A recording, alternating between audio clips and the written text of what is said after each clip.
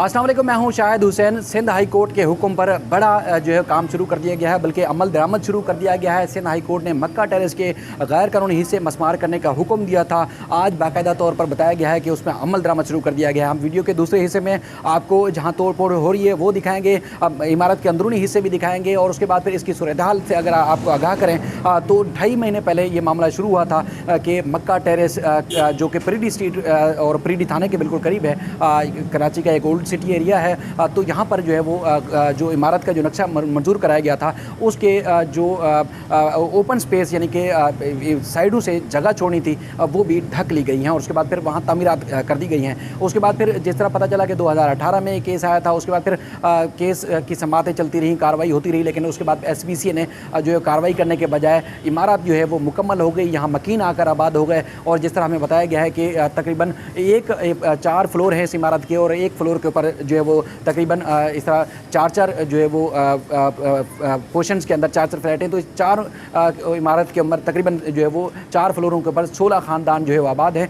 और 80 लाख का एक जो है वो पोर्शन या हिस्सा आप कह सकते हैं या फ्लैट कह सकते हैं कि उन्होंने ख़रीदा था। उसके बाद फिर जैसे उनके ऊपर भी समझ लें कि बिजली बनकर उस वक्त गुजरा जब सिंध हाई कोर्ट ने हुक्म दिया कि इस इमारत के गैर कानूनी हिस्से जो है मस्मार किए जाए। अब आज जिस तरह रिपोर्ट पेश की गई कि जो है वो कार्रवाई सिंध हाई कोर्ट के हुक्म पर शुरू कर दी गई है। इस इमारत के जो बिजली, पानी, गैस और जो यूटिलिटीज़ हैं वो मुकम्मल तौर पर जो है वो मुनक़ता कर दी गई थी। उसके बाद फिर यहाँ से फैमिलीज़ जो है वो शिफ्ट हो गई हैं। कुछ लोग यहाँ मौजूद हैं, लेकिन कुछ के ज़रिए कुछ लोगों ने यहाँ ऑफ द रिकॉर्ड ज़रूर बताया है कि बिल्डर ने उनको रकम नहीं दी किराए की और वो आज भी परेशान है। लेकिन कुछ लोगों की जानिब से जो मुतासरीन हैं, क्योंकि ऑन कैमरा आना नहीं चाहते, तो उनकी जानिब से कहा गया है कि बिल्डर उनके साथ चूँकि तामुन कर रहा है तो इसलिए उनके साथ वो भी तामुन कर रहे हैं। और इमारत क्योंकि बिल्डर ख़ुद भी है इसी इमारत में मुकीम है और उनका नीचे ऑफिस भी है और प्रेस का काम करते हैं, तो इसलिए किसी किस्म की उनको जो है वो मुश्किलात नहीं है। लेकिन चूँकि अदालती हुक्म है और जो SBCA हुकाम या दीगर हुकाम जिन्होंने पहले कार्रवाई करनी थी उन्होंने उस वक्त कार्रवाई नहीं की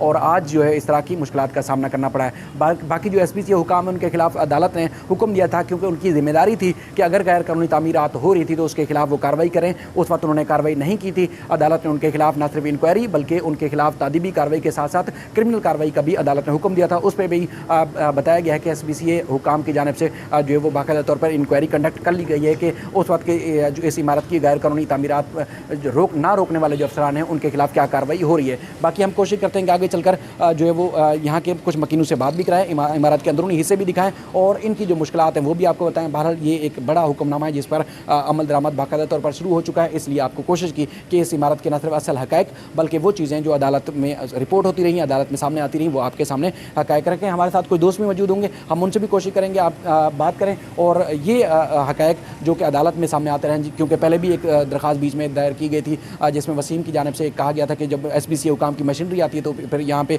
जो मकीन हैं कुछ बीमार भी हैं, कुछ बुज़ुर्ग भी हैं, तो उनको काफ़ी परेशानी का सामना करना पड़ता है, वो डर जाते हैं, खौफज़दा हो जाते हैं, तो ये इमारत खुद तोड़ेंगे। अब वसीम खुद ये इमारत का जो गैर कानूनी हिस्सा है वो मस्मार करवा रहे हैं और उसके बाद फिर नाज़िर सिंध हाई कोर्ट आएंगे और उसका जायज़ा भी लेंगे। और चूँकि इस इमारत को दोबारा बहाल भी करना है और यहाँ लोगों ने आबाद भी होना, तो अब उसके स्ट्रक्चर को भी महफूज रखना है। हमारे साथ रहिएगा, आगे चलकर कुछ मज़ीद भी तफसीलात आपके सामने रखते हैं। सिंध हाई कोर्ट के हुक्म पर इतना बड़ा जो एक हुक्मनामा है, काफ़ी परेशानी हुई होगी क्योंकि डिस्प्लेस हुए हैं, फैमिली शिफ्ट हुई है, क्या मुश्किलात रही हैं इस दौर में आपको? ये मुश्किलात तो रही हैं बहुत, तो ये तोड़ फोड़ हो रही है, कोई आ रहा है तो भाई कुछ है तो काम अपना घर को देख लेते हैं और तो कोई ऐसा नहीं है। वो बिल्डर हमारे साथ खड़ा हुआ है माशाल्लाह से, वो उसने हर चीज़ का हमारा कोऑपरेट किया कि भाई ये बना दे, तोड़ने के बाद डिमॉलिश होगा, उसके बाद मैं आपको बना के भी दूंगा जो भी तरीका है। साल से आप रह रहे हैं तकरीबन? हमें तकरीबन 4 साल हो गए। 4 साल से। तो कितने ख़ानदान यहाँ मुकीम थे? हम 16 ख़ानदान पे है।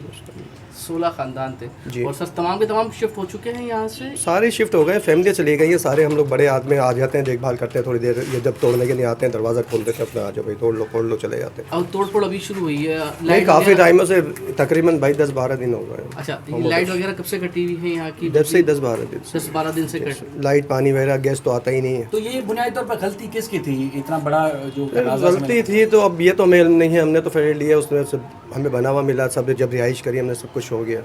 अब वो बिल्डर भी हमारे साथ ही है, वो हमारे साथ हर चीज़ का कोऑपरेट कर रहा है। बोला भाई अब ठीक है, जो हो गया वो हो गया, अब ये स्पेस हो जाएगा, उसके बाद बाथरूम अंदर हो जाएंगे, ख़त्म हो जाएंगे, जो होगा वो हो जाएगा हमारे साथ। ये बताइएगा कि एक अमूमी तौर पर कि आपने तो ख़रीद लिया, NOC दी, तमाम चीज़ें थी, गैस कनेक्शन वगैरह, SBCA जो अमला जिसका ये जिम्मेदारी है, वो अपनी जिम्मेदारी पूरी नहीं करते तो नजला एक आम आदमी पे गिरता है फिर।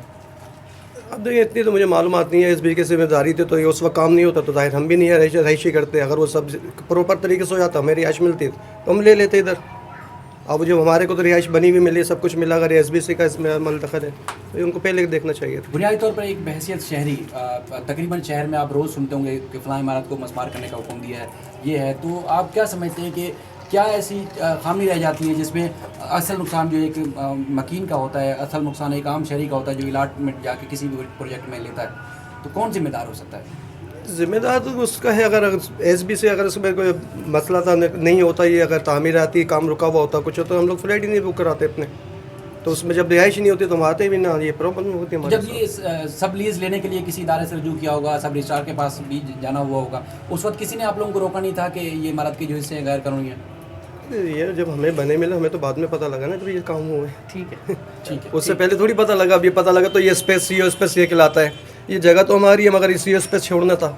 अब वो 3 फीट का स्पेस, 3 फीट का जो भी स्पेस है वो छोड़ देते तो ये बात ही नहीं होती, इतने मसले ही नहीं बनते। ठीक है। सिंध हाई कोर्ट के हुक्म पर अमल दरामद शुरू हो गया है। मक्का टेरेस को मस्मार करने का जो काम है वो शुरू कर दिया गया है। आप देख सकते हैं कि यहाँ मजदूर जो है मक्का टेरेस के जो गैर कानूनी हिस्से थे, यानी कि जो ओपन कंपल्सरी स्पेस जो छोड़ना था, ये इमारत की तामीरात के दौरान इसके ऊपर भी तामीरात कर ली गई थी, लेकिन अब जब केस सिंध हाई कोर्ट में गया तो उसके बाद सिंध हाई कोर्ट के हुक्म पर अब अमल दरामद शुरू हो गया है। सिंध हाई कोर्ट के जस्टिस जफर अहमद राजपूत साहब की सरबराही में 2 रुकनी बेंच ने अदालत ने ये SBC को हुक्म दिया था कि जो ओपन कंपल्सरी स्पेस है उसको मस्मार करने के बाद फिर इमारत का जो कानूनी हिस्सा है उसको उसकी मुरम्मत होगी, उसके बाद फिर मकीनों को यहाँ आबाद करना पड़ेगा और आबादी होंगे। उसके बाद फिर सिंध हाई कोर्ट के हुक्म पर मुख्तलिफ औकात में समातें होती रहीं, बिल्डर्स की जानिब से भी कुछ रिपोर्ट्स पेश की जाती रहीं। उसके बाद फिर आज जो खास तौर पर केस की समात हुई उसमें बताया गया था कि मस्मारी का जो काम है बिल्डर ने खुद शुरू किया है और अपने खर्चे पर जो है वो मजदूरों से इमारत के जो गैर कानूनी हिस्से हैं वो तुलवा रहे हैं। तो फिर इस चीज़ को फॉलो करने के लिए हम यहाँ पहुँचे। मेरे साथ और भी दोस्त मौजूद हैं, बाबर भाई और तनवीर बेलम। तो यहाँ मजदूर आप देख सकते हैं कि जो बिल्डिंग का वॉशरूम वाला एरिया है और किचन वाला एरिया है ये तकरीबन कोई 7 फुट के करीब है, जो कि पहले नक्शे में इनको छोड़ना चाहिए था। यहाँ पर तामीरात कर दी गई थी। उसके बाद जब ये केस सिंध हाई कोर्ट में गया तो उसके बाद फिर अब उसका अमल दरामद शुरू हुआ है। इमारत के जो नीचे वाले हिस्से आपको अगर देखें नीचे वाले हिस्सों पर भी मस्मारी का अमल कर दिया गया है। और उसके बाद फिर चूँकि इमारत के जो यानी कि जो पिलर है अदालत ने कहा था कि उनको नुकसान ना पहुँचाया जाए, पिलर जो है बरकरार रखे जाएंगे। उसके बाद फिर छत का जो काम है वो चूँकि बाकी रह गया है, अब ये चारों तरफ से मजदूर जो है काम करेंगे। 35% काम बाकी रह गया, बाकी मुकम्मल कर लिया गया है और उसके बाद 25 मजदूर आज का बताया गया है कि वो काम कर रहे हैं। उसके बाद फिर जो यहाँ के मकीन है कुछ लोगों को यहाँ से मुंतकिल कर दिया गया है दूसरे मकाम पर। और जो अदालत में रिपोर्ट पेश की गई थी जिसमें कुछ मकीन जो है आज भी इस इमारत में रह रहे हैं, लेकिन अदालत ने हुक्म दिया था कि इन मकीनों को यहाँ से शिफ्ट करने का जो वहाँ किराया और उसके बाद फिर शिफ्ट करने के जो अखराजात होंगे वो बिल्डर वसीम ही अदा करेंगे। वसीम और दीगर जो यहाँ के मकीन हैं, ख़वातीन भी वहाँ कमरा अदालत में मौजूद थी, उन्होंने अदालत से इस्तदा की कि किसी तरीके से जो उनकी इमारत है वो बच जाए, लेकिन अदालत ने उनका नहीं सुना और नाज़िर सिंध हाई कोर्ट को मुकर्रर किया था कि नाज़िर सिंध हाई कोर्ट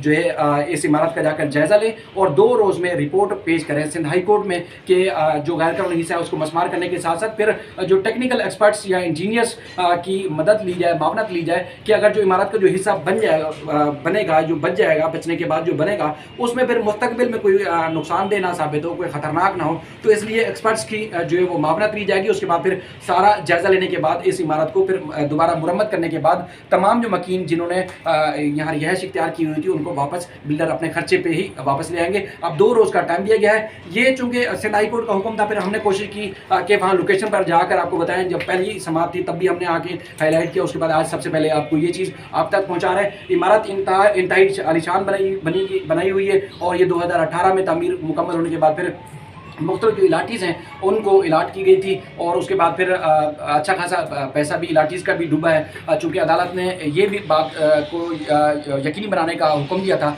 कि चूँकि अगर एक पोर्शन के जो रकम 80 लाख थी मिसाल के तौर पर, तो उसके बाद फिर जो जगह स्पेस उसकी कम होगी तो उस इमारत का फिर रकम भी कम हो जानी चाहिए, यानी कि 80 लाख से उसका बाकी पैसा लेस किया जाएगा, उसमें काटा जाएगा। अब उन चीज़ों को भी देखा जाएगा। कुछ यहाँ मकीन भी मौजूद हैं और कुछ चीज़ें ये भी बताई गई हैं कि जो मकीन यहाँ से शिफ्ट हुए हैं दूसरी जगहों पर, तो उनके पास उनको बिल्डर ने ना तो किराए के पैसे दिए और ना ही यहाँ से मुंतकिल किया है, क्योंकि लोगों की शिफ्ट होना मजबूरी भी कुछ इस तरह भी थी कि बिजली भी काट दी गई है इस इमारत की, पानी भी काट दिया गया है और गैस के कनेक्शन भी काट दिए गए हैं। तो कुछ लोग मजबूरी के आलम में यहाँ रह रहे हैं, बाकी यहाँ से मुंतकिल हो गए हैं और ये जो टाइम दिया गया है उस मुमकिन टाइम के अंदर अंदर वापस इस इमारत में शिफ्ट भी होना है। ये सिंध हाई कोर्ट के हुक्म पर अमल दरामद हो रहा है। कुछ मजीद हिस्से हैं जो आगे चलकर मैं आपको दिखाता हूँ।